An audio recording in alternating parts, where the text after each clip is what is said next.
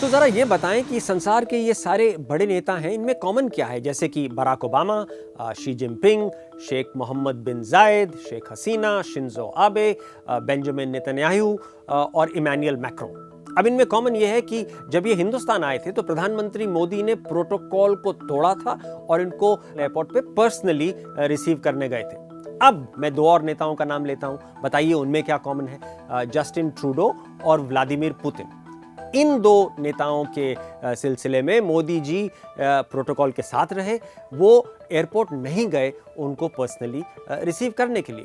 और ये जो कश्मकश दिखाई दी हिंदुस्तान की सरकार की पुतिन के विजिट में, वो और बढ़ गई जब हिंदुस्तान ने $5 बिलियन वाला S-400 air defence missile system खरीदा, लेकिन उसके बारे में ज़्यादा शोर-गुल नहीं मचाया। और ये मोदी जी से, जो कि हमेशा छाती ठोक कर अपने हार्ड मिलिटरिस्टिक नेशनलिज्म के बारे में बोलते हैं और कोई मौका नहीं छोड़ते हैं उसको असर्ट करने के लिए, लेकिन अपनी जॉइंट प्रेस कॉन्फ्रेंस में उन्होंने S-400 का नाम तक नहीं लिया। हिंदुस्तान की जो एक्सटर्नल अफेयर्स मिनिस्ट्री है, उसने इस एक्विजिशन एग्रीमेंट को अपनी लिस्ट ऑफ डॉक्यूमेंट साइन में से बाहर रखा। केवल एक छोटी सी लाइन आई जॉइंट स्टेटमेंट में S-400 के बारे में। अब जो लोग जानकार हैं लखनऊ दिल्ली में, जो जानते हैं कि कौन क्या कर रहा है, उनका मानना है कि national security adviser Ajit Doval तो चाहते थे कि ये डील होना, क्योंकि उससे अमेरिका को खुश रखा जा सकता है। लेकिन व्लादिमीर पुतिन ने अपना जो उनका खास रिश्ता है प्रधानमंत्री मोदी के साथ, उसको यूज करके इस डील को फाइनली कंक्लूड करवा ही लिया।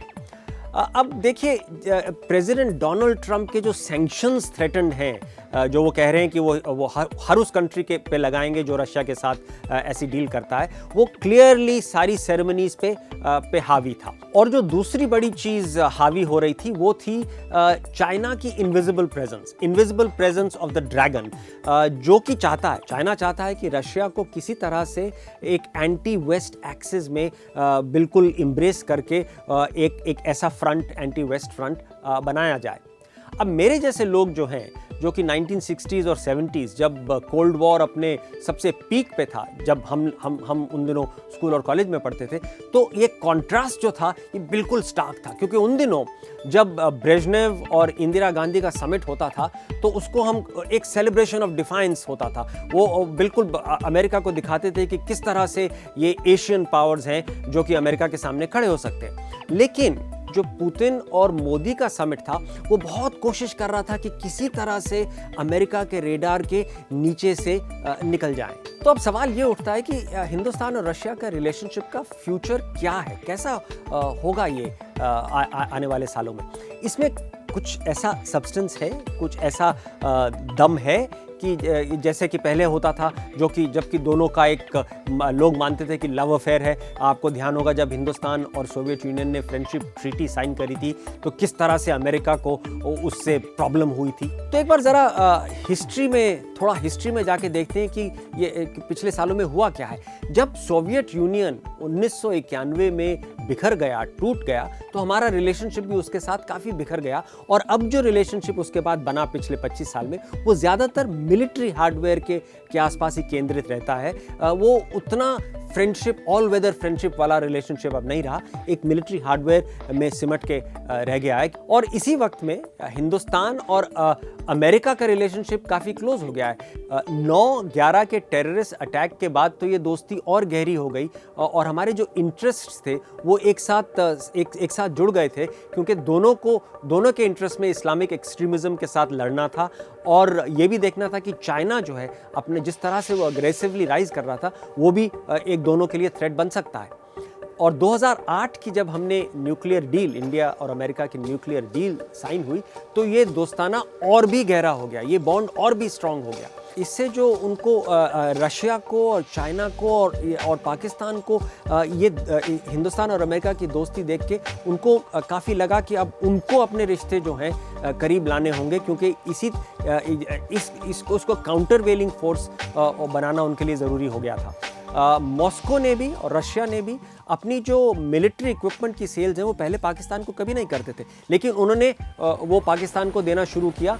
अटैक हेलीकॉप्टर दिए और पाकिस्तान के साथ द्रुजबा मतलब दोस्ती करके के नाम से एक जॉइंट मिलिट्री एक्सरसाइज भी शुरू करी। और देखिए वो हिंदुस्तान के जैसे घाव में नमक लगा रहे थे, क्योंकि वो ये जॉइंट मिलिट्री एक्सरसाइजेज उरी के अटैक के एकदम बाद हुई। पर हाँ, दूसरा एक नज़रिया भी है कि रशिया जानता है कि हिंदुस्तान को ज़्यादा एलियनेट करके, हिंदुस्तान से ज़्यादा दूर होके उसको ज़्यादा फ़ायदा भी नहीं होगा, क्योंकि वो जानता है कि बीजिंग और चाइना के साथ उसकी दोस्ती बढ़ रही है, लेकिन हिंदुस्तान एक ऐसा देश है जो चाइना की हेजेमनी, अगर चाइना बहुत ही ज़्यादा बड़ा बन जाता है तो एक हिंदुस्तान ऐसा देश है जो उसमें चाइना की हेजेमनी के अगेंस्ट हेज है, वो एक काउंटरवेलिंग फोर्स बन सकता है। इसी वजह से हम एक्सप्लेन कर सकते हैं कि रशिया ने किस तरह से हिंदुस्तान की हमेशा सपोर्ट करी है for a permanent seat UN security council में। और हाल ही में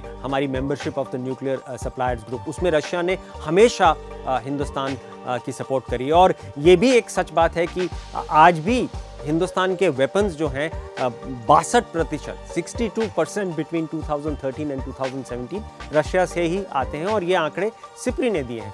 तो ऐसे कई और एरियाज भी हैं जिसमें हिंदुस्तान और रशिया की कोलैबोरेशन बहुत ज़रूरी और बहुत वैल्यूबल हो सकती है, जैसे कि स्पेस एक्सप्लोरेशन है, जैसे कि साइंटिफिक रिसर्च है, जैसे कि टेक्नोलॉजी एक्सचेंजेस है, न्यूक्लियर एनर्जी है, काउंटर टेररिज्म के एफर्ट भी हैं, और जॉइंट मैन्युफैक्चरिंग फैसिलिटी है।